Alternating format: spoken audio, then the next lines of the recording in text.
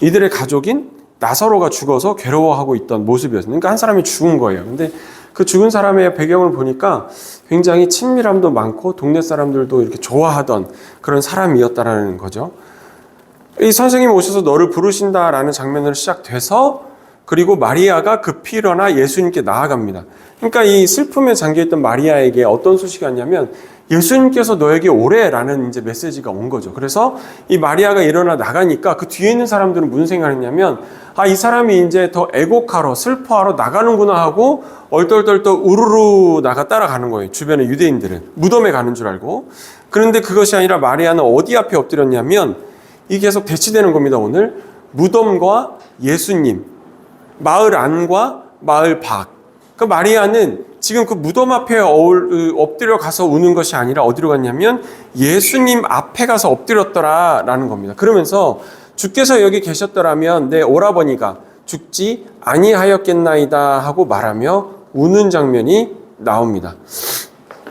여기까지는 어려운 장면이 아니죠.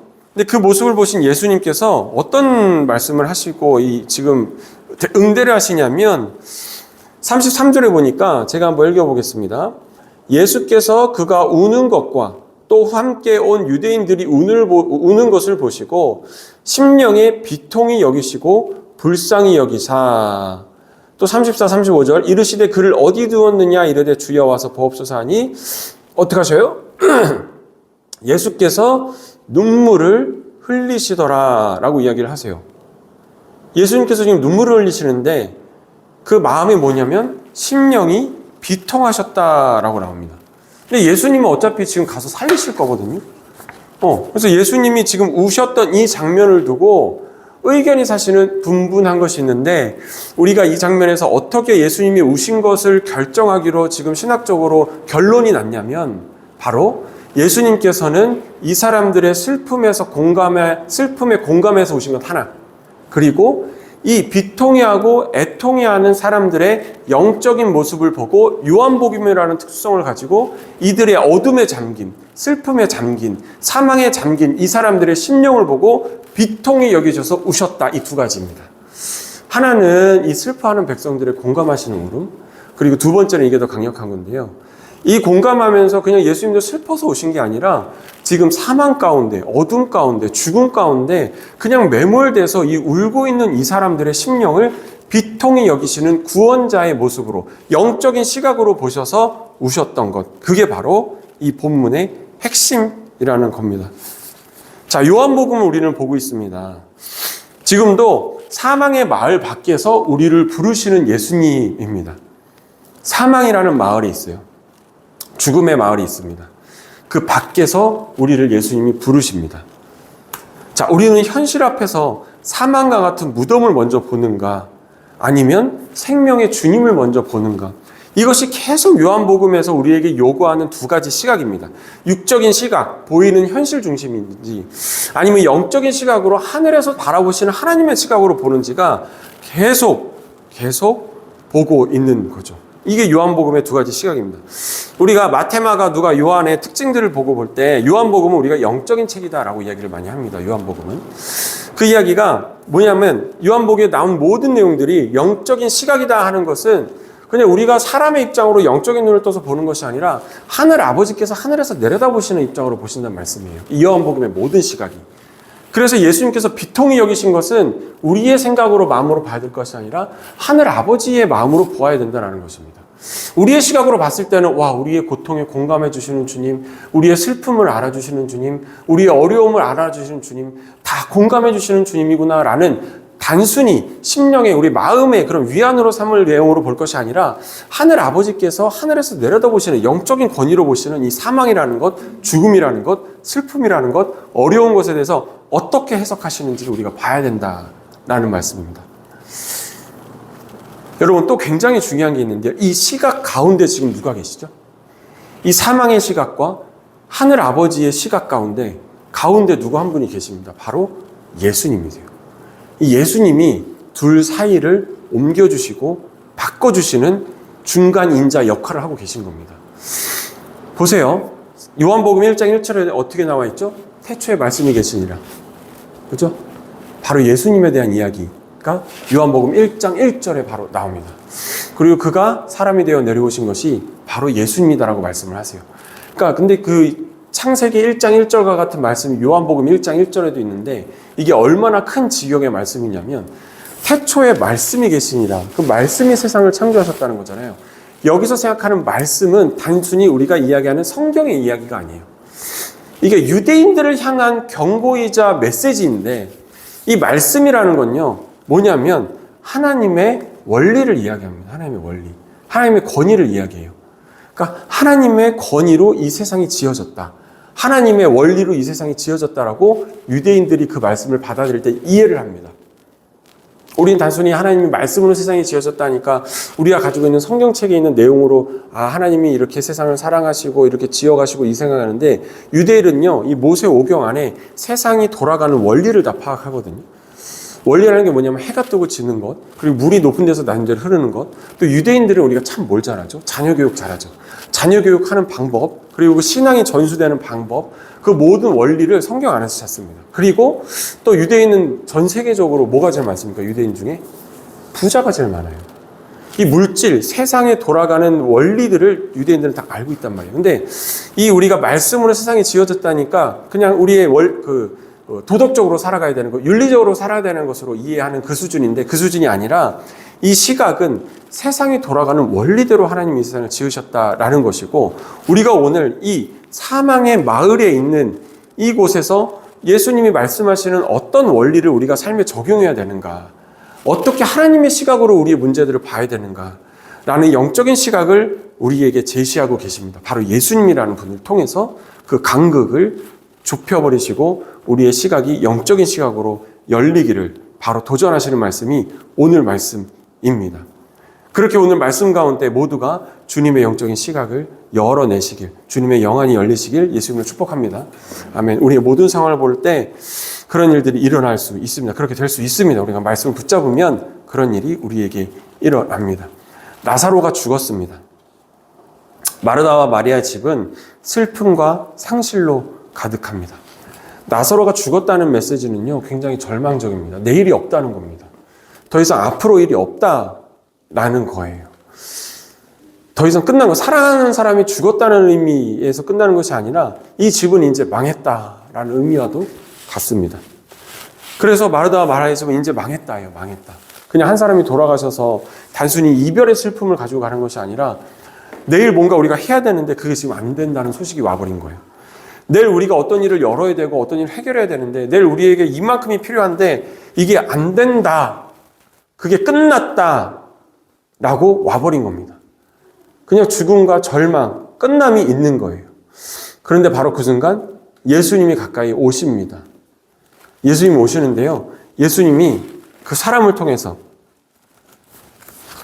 먼저 부르시는 이야기로 다가가는 거죠. 오늘 우리에게 어떤 사망의 소식이 있습니까? 어떤 절망의 소식이 있습니까? 어떤 희망 없는 소식이 있습니까? 이 가운데 오늘 말씀 가운데 여러분께 부르시는 주님의 음성을 들으시길 예수님을 축복합니다. 선생님 너를 오셔서 부르신다 이 말씀에 바로 마리아의 마음은요, 사망에 머물러 있다가 갑자기 예수님이 생각나고 예수님 발 앞으로 엎드리는 일이 일어나게 됩니다.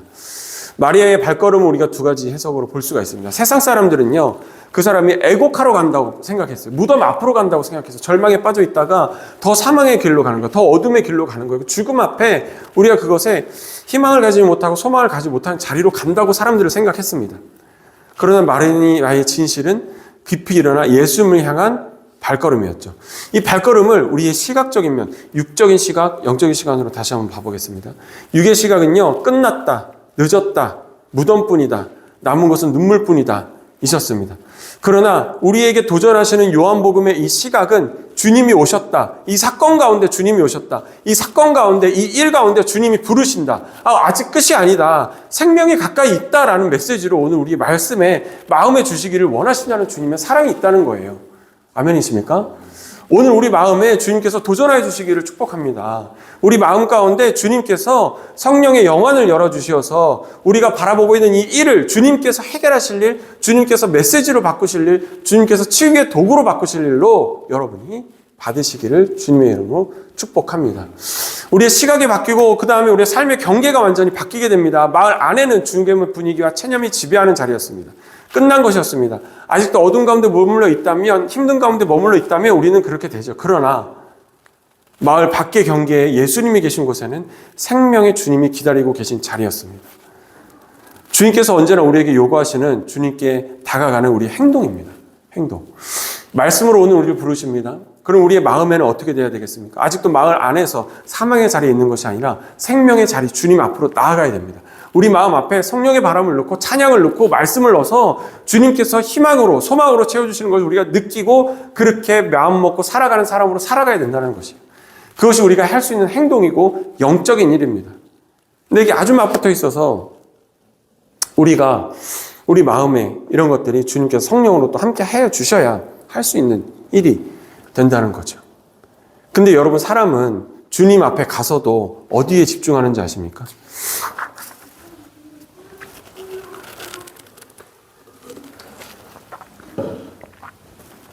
아직도 주님 앞에 나와왔지만, 주님 앞에 생명 앞에 나와왔지만 우리의 요구와 기도는요, 어떠냐면요, 이렇습니다.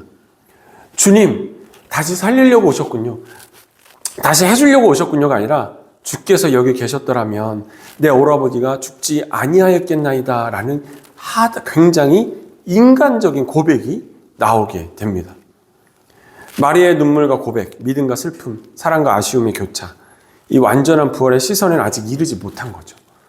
우리가 주님 앞에 나아갔지만 아직도 우리의 요구와 기도는 주님이 이 문제 가운데 내가 생각했던 해결책을 주님 앞에 아직도 기도하는 것, 내가 필요한 것을 아직도 주님께 이야기하는 것으로 우리의 아직 시각은 머물러 있더라라는 것입니다.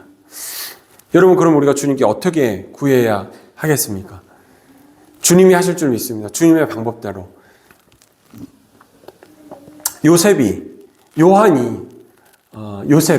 요한이죠? 아니다. 죄송합니다. 다윗이구나. 다윗이 아둘람굴에 가서 주님 앞에 기도할 때 주님, 내게는 아무것도 없습니다 하면서 내 오른편이 비었습니다 라는 기도를 하거든요. 그게 바로 하나님께 올려드리는 기도예요. 내 오른편이 비었습니다. 주님, 저를 도울 군사가 필요합니다. 나의 왕권이 필요합니다. 나를 다시 구해주시옵소서, 사울을 물리쳐 주시옵소서 기도하는 게 아니라 나의 도움은 이제 아무것도 없습니다 라고 빈자리를 주님께 내어드리는 것. 그럼 주님께서 이 자리에 함께 해주시옵소서, 주님께서 이 자리에 임재해 주시옵소서 라고 이야기하는 것. 그게 바로 우리의 믿음의 기도겠습니다. 그보다 먼저 주께서 여기 계셨더라면 내 오라버니가 죽지 않았을 텐데요 라고 하는 인간적인 이 기도, 아직도 주님 앞에 나아갔지만 그 주님 앞에 영적인 시각을 열지 못하고 자신의 애통함과 슬픔한 가운데 집중하여 하는 기도를 보고 주님은 바로 괴로워하셨습니다. 인간의 아픔을 공감하시고 또 이 비통해하시고 괴로워하시고 거룩한 애통을 하신 거죠. 주님의 눈물은 결과를 몰라서 흘린 눈물이 아닙니다. 왜냐하면 예수님께서 다 살리실 것을, 인자가 돌아갈 것, 십자가에 못 박히실 것을, 그리하여 내가 부활할 것을 다 알고 계셨던 주님. 이 죽음의 권세 아래서 신음하는 인간, 절망에 눌린 이 세대, 사망이 만들어낸 비참한 현실을 향한 거룩한 애통과 비통한 심령이셨던 거죠. 여러분, 우리가 삶의 자리를 하나 더 주님께 구한다면 이런 자리에 우리가 앉기를 소원합니다. 이 세대를 향한, 이 시대를 향한 절망밖에 볼 수 없는 그 상황 가운데 있는 사람들, 이들과 함께 주님과 함께 눈물을 흘리는 기도를 하는 것, 이것이 바로 우리의 거룩한 애통함, 주님께서 가르쳐 주시는 기도가 아닌가 싶습니다.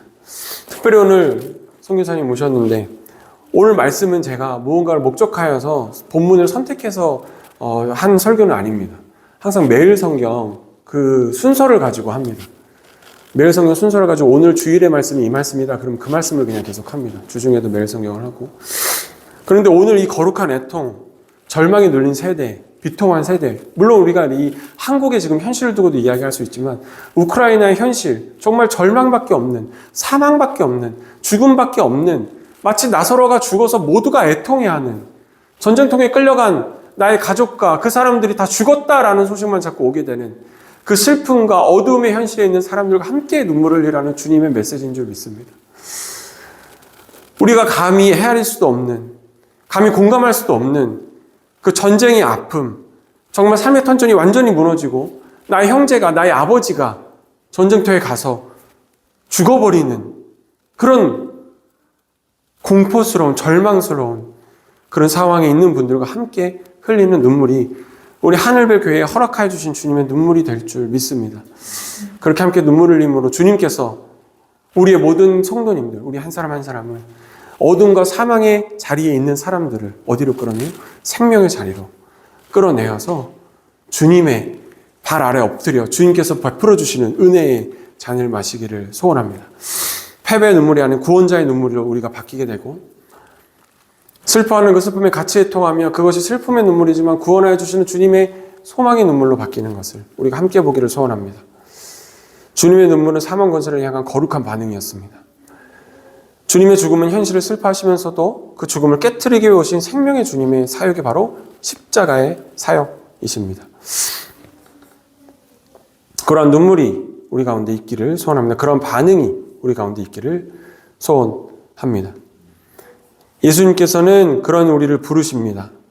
마음이 죽어가고 관계가 죽어가고 소망이 죽어가고 믿음이 메말라가는 이 세대, 특별히 우크라이나에서는 실제로 우리 가족들이 헤어지는 그 어둠의 시대에 예수님께서 이런 시대를 향하여 애통해 하시고 생명으로 부르시는 그 말씀이 오늘 바로 우리 가운데 있는 것입니다. 우리는 이렇게 시각을 바꾸어 살아갔으면 좋겠습니다. 현실을 모르는 사람이 아니라 현실을 예수님 중심으로 다시 해석하는 사람이 되기를 예수님을 축복합니다. 영적인 눈이 열리기를 축복합니다. 무덤보다 주님을 먼저 보기를 바랍니다. 절망보다 부르심을 먼저 듣는 우리가 되길 바랍니다. 절망하고 있더라도, 어둠 가운데 있더라도, 힘든 가운데 있더라도 내가 여기 있다, 내 앞에 나오라 하는 주님의 음성을 듣는 우리가 되기를 바랍니다. 슬픔 속에서도 그 슬픔을 가지고 일단 예수님 앞에 나아가는 우리가 되기를 소원합니다. 죽음의 분위기 속에서도 생명을 붙드는 우리 되기를 원합니다. 사람들은 무덤을 봤습니다. 그러나 성도는 예수님을 봅니다. 아멘이십니까? 사람들은 끝을 말합니다. 끝남을 말합니다. 그러나 우리는 생명을 이야기합니다. 새 생명을 이야기하고 소망을 이야기합니다. 우리의 영의 눈이 열려 하늘 아버지께서 보시는 시각으로 우리의 모든 문제들을 놓고 주님과 함께 눈물을 흘리며 볼 때 주님께서는 그에 맞는 적재적소의 도움과 소망과 기도와 말씀과 생명의 은혜로 그 마음에 생기를 불어넣어 줄 줄 믿습니다. 우리 함께 이런 마음으로, 이런 삶으로 초청받은 우리가 정말 주님 앞에 받은 기회로 여기고 이 말씀의 은혜대로 살아가는 저와 여러분 되시기를 예수님 이름으로 축복합니다. 기도하겠습니다. 할렐루야. 하나님 감사합니다. 오늘 주님께서 요한복음을 통하여 보여주신 우리의 삶의 자세와 태도를 살펴보았습니다. 절망이지만 사망뿐이 없지만 그 가운데 머물러 있는 것이 아니라 주께서 부르신 음성을 듣고 예수님 앞으로 나아가 주님께서 흘리시는 거룩하신 애통함의 눈물을 보며 아버지 하나님, 나를 구원하실 주님께 나의 모든 소망과 나의 모든 힘과 나의 모든 일과 영적인 모든 것들을 내어 맡기는 우리 모두 될 수 있도록 주님 인도하여 주시옵소서. 아직도 나의 몸과 마음은 내 육에 갇혀있기 때문에 주님의 영의 눈으로 세상을 보지 못할 때가 참 많이 있습니다. 그러나 날마다 주님 우리 안에 내주하시는 성령님의 인도하심으로 우리의 상황을, 우리의 만남을, 우리의 관계를, 우리의 모든 역사를, 사역을, 우리의 문제를, 우리의 절망을 주님의 시각으로 보게 하여 주시옵소서. 그리하여 절망 가운데도 감사합니다 라는 고백이 나게 하여 주시고, 절망과 슬픔 가운데도 주님께서 하신다라는 든든한 마음으로 하루를 살아갈 수 있도록 축복하여 주시옵소서. 감사드리며 예수님 이름으로 기도드립니다. 아멘.